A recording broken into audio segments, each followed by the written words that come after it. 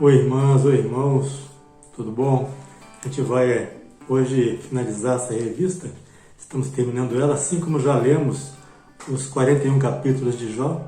Agora a gente termina a própria revista, ela tem esse capítulo adicional que é chamado de Reflexões Finais. Claro que ela fala de uma forma relativa, não há uma reflexão final. O livro de Jó ele é um apanhado teológico e filosófico muito profundo. Não mais do que outros livros da Bíblia, talvez, mas nenhum é tão caracteristicamente, tão fundamentadamente filosófico, isso é, que nos induz, que nos leva à reflexão diante dos temas que estão no livro. Buscar o diálogo com Deus diante da angústia pessoal é um desses. A possibilidade de não ter uma resposta, pelo menos não uma resposta imediata, é outra, porque Jó passa pelo que ele passa e afinal recebe uma resposta de Deus que não é exatamente uma resposta. Pelo menos não é a resposta que Jó esperava, no sentido de por que passo por isso, para que acontece isso. Mas é uma resposta diante da soberania de Deus e que se manifesta na lealdade de Jó. Por mais que ele sofra, por mais que ele viva aquela situação pela qual nenhum de nós quer passar de forma alguma, nem queremos isso para os nossos, nem queremos isso para os nossos inimigos, ele passa em lealdade a Deus. E assim somos muitos de nós crentes diante de nossas angústias pessoais, podemos nos colocar na condição de questionar Deus, porque Jó dá esse exemplo que isso é possível, né? Como dissemos, ele obteve uma resposta. Nós também, de repente, podemos obter uma, pode ser que ela não seja imediata, pode ser de alguma forma que Deus nos deu um entendimento para aquilo que vivenciamos, mas simplesmente pode ser que a situação de aceitar a realidade de Deus, não confundindo, buscando pelo menos não confundir aquilo que nós pensamos com aquilo que Deus nos apresenta para refletirmos. Porque a base da nossa reflexão, em qualquer sentido, deve ser só uma: de amar a Deus, de manifestar amor e buscar sentido nisso. E nem estou dizendo que isso seja fácil, viu, irmãos? Então, que a gente está exatamente refletindo sobre um livro que diz que isso não é fácil. Mas já tinha uma grande desvantagem em relação a nós. Eu já não conhecia a palavra do Senhor Jesus, né? De descanso com Ele depois que saímos daqui, de um reino de glória, de alegria, de corpo glorificado. Para Jó não tinha essa situação. Ele não via a morte, a separação do espírito do corpo, como nós a vemos.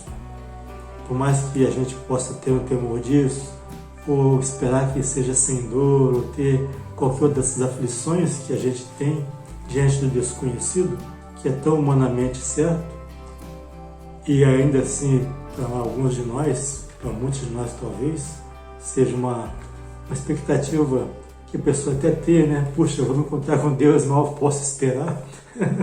Pode até ser também. Mas para Jó não tinha essa certeza, né? Para ele é simplesmente o fim e depois a escuridão. Ele vai manifestar isso em alguns momentos, por isso ele espera, ainda na carne dele, ver o Redentor, estar em paz com Deus, ser, afinal, estabelecido, quem sabe. Ele tem essas expectativas e ele é alcançado pela graça de Deus, porque depois ele fica numa situação bem tranquila, né? Bem cômoda, de riqueza, de paz com Deus, a situação que ele tinha como era antes, só que muito melhor, multiplicada para melhor, em termos de comodidade material e espiritual, porque agora ele está bem com Deus. No entanto, a gente vai destacar esses pontos aí, que falamos de início. A busca de um diálogo com Deus, uma constante no livro, e afinal ele alcança. A certeza também que o próprio Jó nos dá de que algumas coisas são imutáveis na vida. Por exemplo, o ímpio passa por essa vida, de repente com comodidade, talvez fazendo maldades, e não se vê uma consequência dos seus atos que seja manifesta aos nossos olhos da justiça, de que ele não fica impune.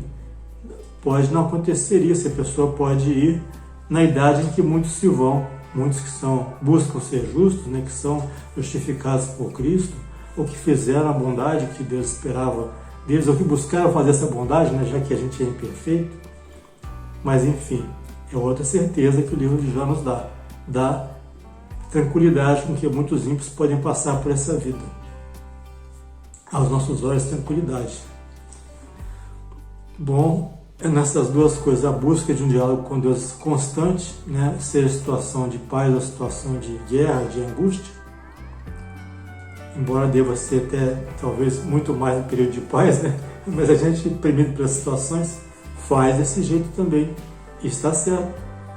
A outra questão da impiedade como uma situação que acontece na vida de fato, da substância dos ímpios, da sua comodidade, que são inclusive, a gente está falando inclusive na parte da angústia, na parte da estabilidade da impiedade, como ela acontece nesse planeta, onde o maligno é o príncipe. A gente está falando de sofrimento, que isso é uma constante também no livro de Jó. Há muito sofrimento, para manifestar que o sofrimento é outra situação, é outra característica, é outro momento da gente vivenciar enquanto passamos por aqui. Claro, a gente vive com o Jó naquela situação de alegria que ele tem no início e no final, mas no meio do caminho dessa reaproximação de Deus, e isso também é interessante, né? Ele não está separado de Deus, mas eu acredito que alguns irmãos, em algumas situações, irmãs também, irmãs e irmãos, possam se sentir separados de Deus, ou possam se sentir afastados de Deus, por causa dessas barreiras que se interpõem, né? Para isso, a gente pode dizer que Jesus se sentiu também assim, separado do Senhor. Por absoluto que pareça, por terrível contraditório que possa parecer, mas não é tanto a gente imaginar que Jesus era Deus homem. Ele também tinha essa situação plenamente humana. Então, o sentir-se separado de Deus é uma manifestação frequentemente da nossa ligação com Deus, porque assim sentimos a ausência dele, mas ele mostra todo o tempo que ele não está ausente, que ele nos acompanha e que ele está ao nosso lado e que afinal ele se manifesta. Bom, então essas coisas que já mencionamos, da oração, buscar esse diálogo, de o sofrimento como uma constante, e antes, mas vou apresentar agora como se fosse o terceiro,